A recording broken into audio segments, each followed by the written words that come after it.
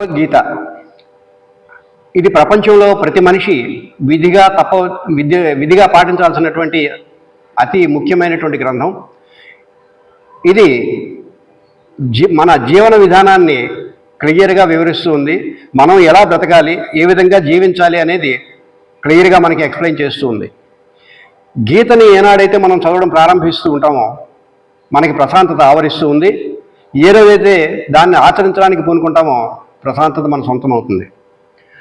భగవద్గీత ఇది ఒక మానవ వికాస గ్రంథం మాత్రమే తప్ప ఇది వేరే ఉద్దేశాలు కానీ ఎటువంటి ఘర్షణలకి తావులేనటువంటి అతి ముఖ్యమైనటువంటి గ్రంథం. స్వయంగా భగవంతుడే మానవాళికి ఉద్దేశించి చెప్పినటువంటి అద్భుతమైన గ్రంథరాజం.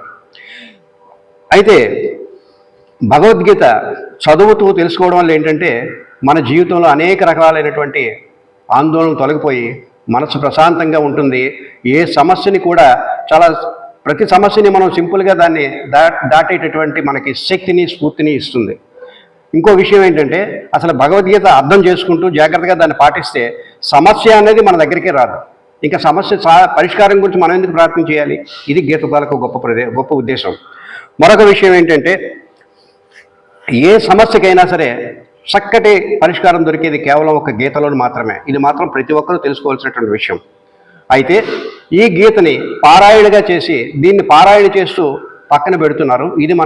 ఇది ఆలోచించాల్సిన విషయం. కానీ ఇది గీత ఎప్పుడు కూడా పారాయణ గ్రంథం కాదు, పాటించాల్సినటువంటి గ్రంథం.